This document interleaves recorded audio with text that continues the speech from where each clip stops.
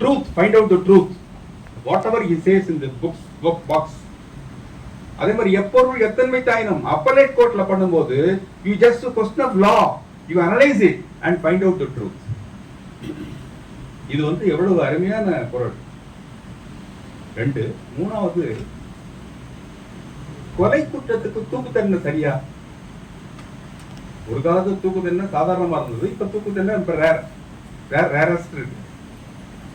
அது குறள்ல சொல்றாரு, கொலையிற் கொடியாரை வேந்தொருத்தல், கொலையிற் கொடியாரை வேந்தொருத்தல் பைங்கூழ் களை கட்டதனுள் நேர் அப்படிம்பாரு.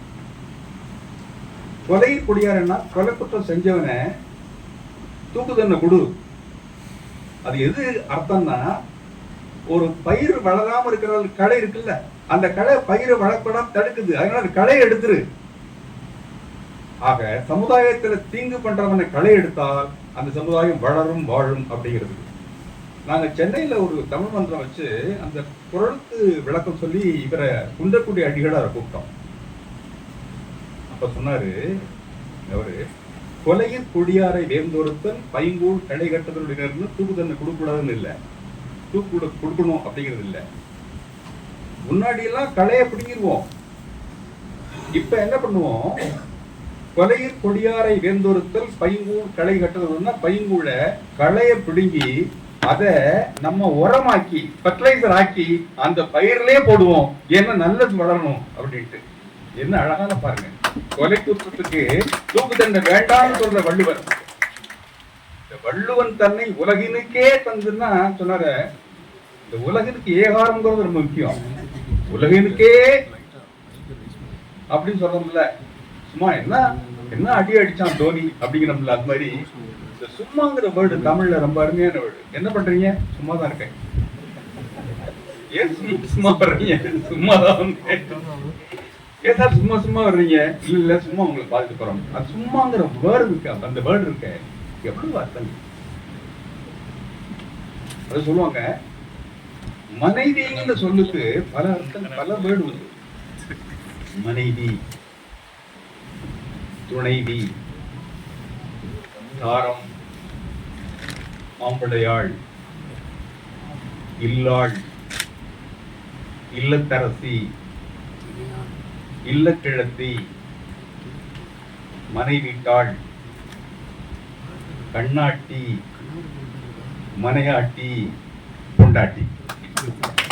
இவ்வளவு வேர்டு இருக்கு. ஒரு தமிழ்ல ஒவ்வொரு வேர்டுக்கும் எவ்வளவு அர்த்தங்கள் இருக்குங்கிறது பெரிய விஷயம். சொல்லுவாங்க, அதாவது வாழ்க்கையில நம்ம மாதங்கள் சொல்றோம், ஆண்டுகளை சொல்றோம். சித்திரை, சித்ரா பௌர்ணமி, ஒவ்வொரு மாதத்திற்கும் ஒரு விழா. சித்திரை சித்ரா பௌர்ணமி, வைகாசி விசாகம், ஆனி திருவஞ்சனம், ஆடி 18 சீன், ஆவணி கிருஷ்ண ஜெயந்தி, புரட்டாசி ஆயுத பூஜை, ஐப்பசி தீபாவளி, மார்கழி ஏகாதசி, தை பொங்கல், மாசி மகம், பங்குனி உத்திரம். ஒவ்வொரு மாதத்திற்கும் பெரிய விழாக்கள். அதான் தமிழ் விழா. அதே மாதிரி ஆண்டுக்கு கூட ஒவ்வொரு ஆண்டுக்கும் ஒரு விழா, பல ஆண்டுகள். 1ஆம் ஆண்டு விழா காகித விழா, 2ஆம் ஆண்டு விழா பருத்தி விழா, 3ஆம் ஆண்டு விழா தோல் விழா, 4ஆம் ஆண்டு விழா மலர் விழா, 5ஆம் ஆண்டு விழா மர விழா, 6ஆம் ஆண்டு விழா கற்கண்டு விழா, 7ஆம் ஆண்டு விழா கம்பளி விழா, 8ஆம் ஆண்டு விழா வெங்கல விழா, 9ஆவது ஆண்டு விழா பெண் கலச விழா, 10ஆம் ஆண்டு விழா அலுமினிய விழா, 11ஆவது ஆண்டு விழா எஃகு விழா, 12ஆவது ஆண்டு விழா லினன் விழா, 13ஆவது ஆண்டு விழா மின்னல் விழா, 14ஆவது ஆண்டு விழா கந்த விழா, 15ஆவது ஆண்டு விழா படிக விழா, 20ஆவது ஆண்டு விழா பீங்கான் விழா, 25ஆவது ஆண்டு விழா வெள்ளி விழா, 30ஆவது ஆண்டு விழா முத்து விழா, 40ஆவது ஆண்டு விழா மாணிக்க விழா, 50ஆவது ஆண்டு விழா பொன் விழா, 60ஆவது ஆண்டு விழா வைர விழா, 70ஆவது ஆண்டு விழா மரகத விழா, 75ஆவது ஆண்டு விழா பவள விழா, 80வது ஆண்டு விழா செந்தூர விழா, 90வது ஆண்டு விழா கல் விழா, 100வது ஆண்டு விழா சதய விழா. ஒவ்வொரு விழாவுக்கும் ஒரு அருமையான ஒரு விழாவுக்கெல்லாம் தமிழ் பேர்கள் பண்ணது. அது வாழ்க்கையில் அந்த அன்புங்கிறது சொன்னார் விஸ்வநாதன். இந்த அன்புங்கிறது எல்லாமே 3 எழுத்து. அன்புக்கு 3 எழுத்து, பண்புக்கு 3 எழுத்து, நட்புக்கு 3 எழுத்து. அந்த 3 எழுத்துல உள்ள அருமையான வார்த்தைகள்ல சொல்லுவாங்க, அன்புக்கு அழகு எது? அன்புக்கு அழகு அறிவு, அறிவுக்கு அழகு ஒழுக்கம், ஒழுக்கத்திற்கு அழகு படிப்பு, படிப்புக்கு அழகு பட்டம், பட்டத்திற்கு அழகு வேலை, வேலைக்கு அழகு ஊதியம், ஊதியத்திற்கு அழகு சேமிப்பு, சேமிப்புக்கு அழகு கொடை, கொடைக்கு அழகு கருணை, கருணைக்கு அழகு அருள், அருளுக்கு அழகு ஆண்டவன், ஆண்டவனுக்கு அழகு பக்தி, பக்திக்கு அழகு அன்பு, அன்புக்கு அழகு அறிவு. ஆக அன்பும் அறிவும் சேர்ந்தால்தான் பெருமை, சிறப்பு உண்டு.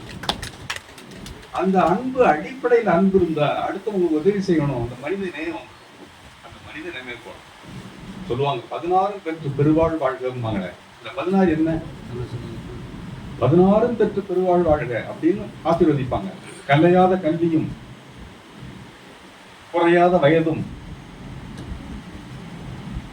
கலையாத கல்வியும், குறையாத வயதும், ஒரு கபடுவாராத நட்பும், கன்றாத வளமையும், குன்றாத இளமையும், இல்லாத உடலும், சலியாத மனமும், அன்பகலாத மனைவியும்,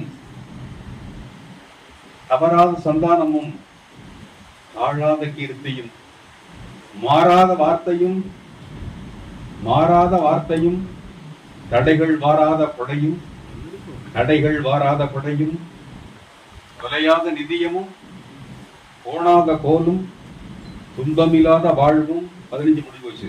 16 தூய நின் திருப்பாதத்தில் என்னுடைய அன்பு பெற்று வாழ்க வாழ்க வாழ்க.